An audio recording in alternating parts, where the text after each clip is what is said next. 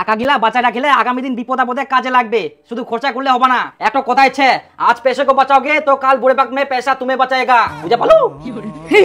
এই জন্য আমার মনে শখ আর পূরণ হবে না।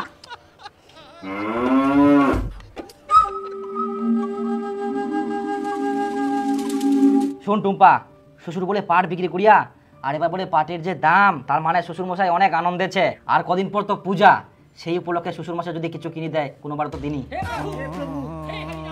কি আর করা যাবে, তাই করবা হবে। বাবাই যদি কিছু কিনে দেয়। হ্যাঁ, আশা করা যায় এবার অবশ্যই দিবে। তোকে শাড়ি দিবে আর মোক জামা প্যান্ট। তো একটা কাজ করি, আজকাল বিকালে শ্বশুর বাড়ি যাই। আচ্ছা চলো।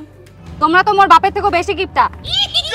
তুই বাপের ঠিনা ভালো হওয়ার জন্য, বাপের মন খুশি করার জন্য দই মিষ্টি নাও। ওরে বাবা, দই মিষ্টি?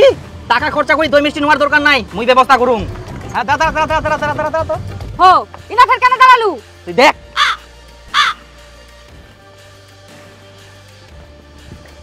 পাওয়া গেল। বড় বড় তাল, টাকা করে পিস বিক্রি হবে। চল। কেমন লোক এই তো, মিষ্টিটাও কিনবে না, টাকা খরচা করবেই না কোনো মতে। মিষ্টির থাকি ভালো জিনিস নিয়ে যাইলে সবাই তাল বড়া খাবা পারিবে। কইলে তো হবে না, মানুষ তাল বড়া খাবা চায় কিন্তু তালে পাইনি, কিনিবা জালে দাম। বাবা ভালো আছেন? হ্যাঁ ভালো আছি। আই দেখো তোমার জন্য কিনে আসি। হ্যাঁ তোমরা তো ইলাই আনিবা পারবে, ভালো জিনিস তো আনবা পারবা না। দেখি তো মনে হচ্ছে কুড়াই আনিয়ান। আর তোমরা যে আমার বাড়ি গেলে মানুষের বেগুন চুরি করে নিয়ে যান। আচ্ছা জামাই বসো, যাও যাও বাড়ি যাও, কথা কই লাভ নাই। শাশুড়ি দাও যাও। হ্যাঁ ভালো আছি।